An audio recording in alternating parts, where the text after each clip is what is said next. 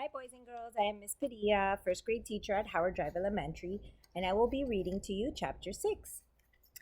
2 years before he and Terry had been fooling around down near the park, where the city seemed to end for a time and the trees grew thick and came down to the small river that went through the park. It was thick there and seemed kind of wild, and they had been joking and making things up, and they pretended that they were lost in the woods and talking in the afternoon about what they would do. Of course, they figured they had all sorts of goodies, like a gun and a knife and fishing gear and matches, so they can hunt and fish and have a fire. I wish we were here, Terry, he thought, with a gun and a knife and some matches. In the park that time, they had decided the best shelter was a lean to, and Brian set out to make one up. Maybe cover it with grass or leaves or sticks, he thought. And he started to go down the lake again, where there were some willows he could cut down for braces. But it struck him that he ought to find a good place for the lean to, and so he decided to look around first. He wanted to stay near the lake because he thought the plane, even deep in the water, might show up somebody flying over, and he didn't want to diminish any chances he might have of being found. His eyes fell upon the stone ridge to his left, and he thought at first he should build his shelter against a stone wall. But before he decided to check out the far side of the ridge, and that's where he got lucky. Using the sun and the fact that it rose in the east and set in the west, he decided that the far side was the northern side of the ridge. At one point, at one time, in the far past, it had been scooped by something, probably a glacier, and this scooping had left a kind of sideways bowl back in under a ledge. It wasn't very deep, not a cave, but it was smooth and made a perfect roof, and he could almost stand in under the ledge. He had to hold his head slightly tipped forward at the front to keep it from hitting the top. Some of the rock that had been scooped out had also been pulverized by the glacier action, turned into sand, and now made a small sand beach that went down to the edge of the water in front and to the right of the overhang. It was his first good luck. No, he thought, he had good luck in the landing, but this was good luck as well, luck he needed. All he had to do was wall off part off the bowl and leave an opening as a doorway, and he would have a perfect shelter. Much stronger than a lean-to, and dry because the overhang made a watertight roof. He crawled back in under the dye ledge and sat. The sand was cool here in the shade, and dye coolness felt wonderful to his face, which was already starting to blister and get especially painful on his forehead with blisters on top of the swelling. Yikes. He was also weak, just dye walking around the back of the ridge, and the slight climb over the top had his legs feeling rubberish. It felt good to sit for a bit under the dye shade of the overhang in the cool sand. And now, he thought, if I just had something to eat, anything. When he had rested a bit, he went back down to the lake and drank a couple of swallows of water. He wasn't all that thirsty, but he thought the water might help to take the edge off his hunger. It didn't. Somehow, the cold lake water actually made it worse, sharpened it. He thought of dragging it in the woods to make a wall on part of the overhang, and picked up one piece to pull up. But his arms were too weak, and he knew that it wasn't just the crash, and indeed, to his body and head, it was also that he was weak from the hunger. He would have to find something to eat. Before he did anything else, he would have to eat something to eat. But what? Brian leaned against the rock and stared out at the lake. What, in all of this, what was there to eat? He was so used to having food just be there, just always being there. When he was hungry, he went to the icebox or to die store or sat down at the meal his mother cooked. At the meal his mother cooked, sorry. Oh, he thought, remembering a meal now. Oh, it was the last Thanksgiving last year, last Thanksgiving that they had as a family before his mother demanded the divorce and his father moved out in the following January. Brian already knew the secret, but did not know it would cause them to break up and thought it might work out. The secret that his father still did not know, but that he would try to tell him when he saw him. The meal had been turkey, and they had cooked it in the backyard in the barbecue over charcoal with the lid down tight. His father had put hickory chips on the charcoal, and the smell of the cooking turkey and the hickory smoke had filled the yard. When his father took the lid off, smiling, the smell that had come out was unbelievable yummy. And when they sat to eat, the meat was wet with juice and rich, and the taste of the smoke in it. He had to stop this. His mouth was full of saliva, and his stomach was twisting and growling. What was there to eat? What had he read or seen that told him about food in Dye Wilderness? Hadn't there been something, a show? Yes, a show on television about Air Force pilots and some kind of course they took, a survival course. All right, he had Dye show coming into his thoughts now. The pilots had to live in the desert. They put them in Dye Desert down in Arizona or someplace, and they had to live for a week. They had to find food and water for a week. For water, they had made a sheet of plastic into a dew gathering device, and for food, they ate lizards. Yuck. That was it. Of course, Brian had lots of water, and there weren't too many lizards to dye Canada woods that he knew. One of the pilots had used a watch crystal as a magnifying glass to focus the sun and start a fire so that he didn't have to eat the lizards raw. But Brian had a digital watch without a crystal broken at it, so dye showed didn't help him much. Wait, there was one thing. One of the pilots, a woman, had found some kind of bean on the bush, and she had used them with her lizard meat to make little stew in a tin can. Can she be found? Bean lizard stew. There weren't any beans here, but there must be berries.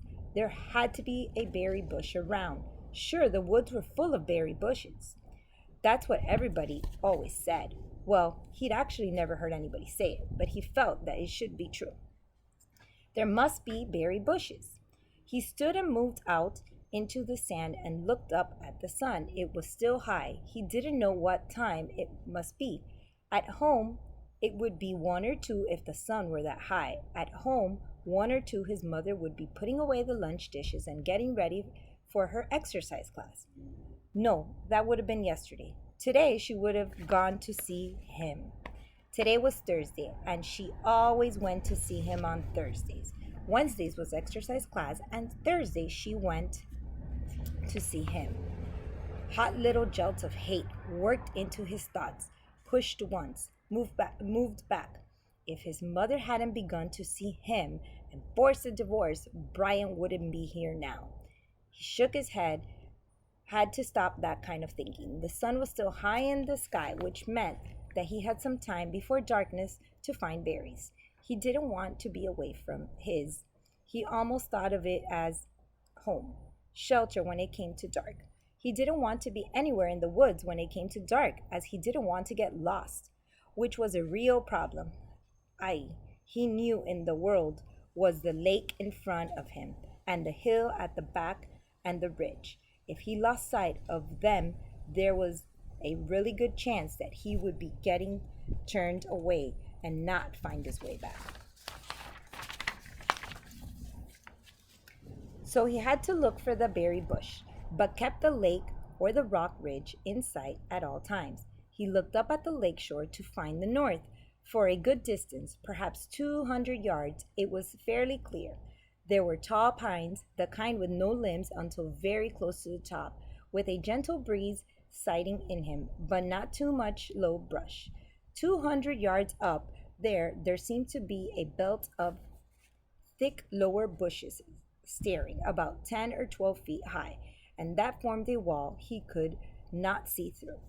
It seemed to go on around the lake, thick and lusty green, but he could not be sure. If there were berries, they would be in that bush, he felt. As long as that he stayed close to the lake so he could keep the water on his right and know it was there, he wouldn't get lost. When he was done, or found berries, he thought, he would just turn around so the water was on his left and walk back until he came to the ridge and his shelter. Simple. Keep it simple. I am Brian Robinson. I have been in a plane crash and I'm going to find some food. I'm going to find berries. He walked slowly, still a bit pained in his joint and weak from hunger, up along the side of the lake. The trees were full of birds singing ahead of him in the sun. Some he knew, some he didn't. He saw a robin, he saw some kind of sparrows, and a flock of reddish orange birds with thick beaks. 20 or 30 of them were sitting in one of the pines. They made much noise and flew away ahead of him.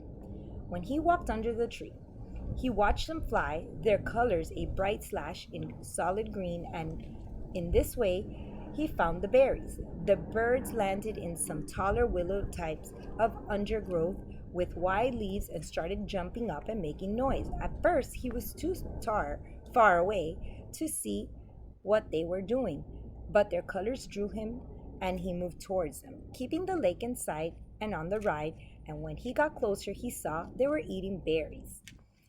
He could not believe it, that it was that easy.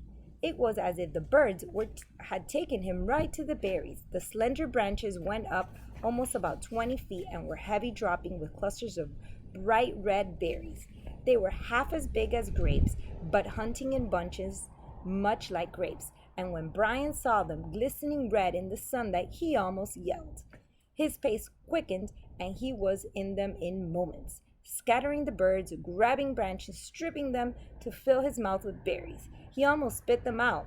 It wasn't that they were bitter so much as that they lacked any sweetness, had a tart flavor that left his mouth feeling dry, and they were like cherries in that they had large pits, which made them hard to chew.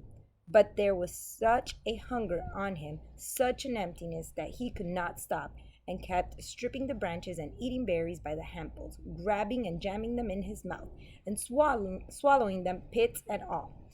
He could not stop, and when, at last, his stomach was full, he was still hungry. 2 days without food must have shrunken his stomach, but the drive of the hunger was still there. Thinking of the birds and how they would come back into the berries when he left, he made a carrying pouch of his torn windbreaker and kept picking. Finally, when he judged he had close to 4 pounds in his jacket, he stopped and went back to camp by the ridge.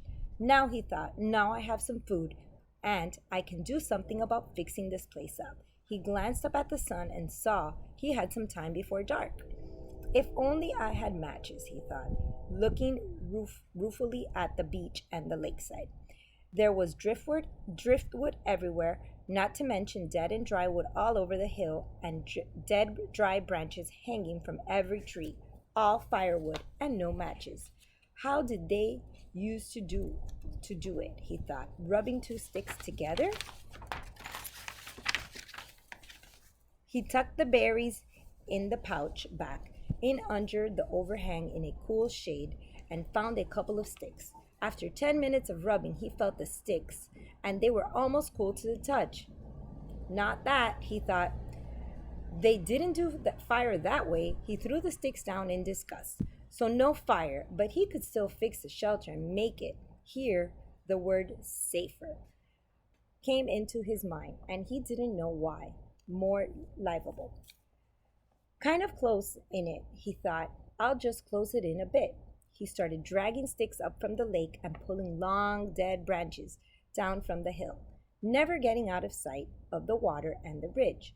With these, he interlaced and wove a wall across the opening of the front of the rock.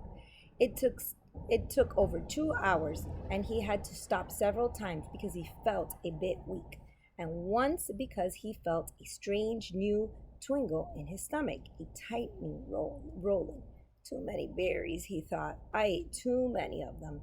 But it was gone soon, and he kept working until the entire front of the overhang was covered, save for a small opening at the right end, nearest the lake.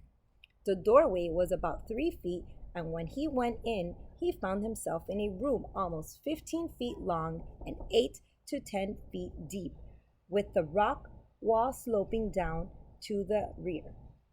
Good, he said, nodding. Good. Outside, Di's sun was going down. Finally, and in the initial coolness, the mosquitoes came out again and clouded in on him. They were thick, terrible, if not quite as bad as in the morning. He kept brushing them off his arms until he couldn't stand it, and then dumped the berries and put the torn windbreaker on. At least the sleeves covered his arms. Wrapped in the jacket, with darkness coming down fast now, he crawled back in under the rock and huddled and tried to sleep. He was deeply tired and still aching some, but sleep was slowly coming and did not finally settle in until the evening cold turned to a night cool and the mosquitoes slowed. Then at last, with his stomach churning on the berries, Brian went to sleep. I hope you enjoyed my reading. Thank you for joining me, and have a great rest of your day. Stay safe. Bye.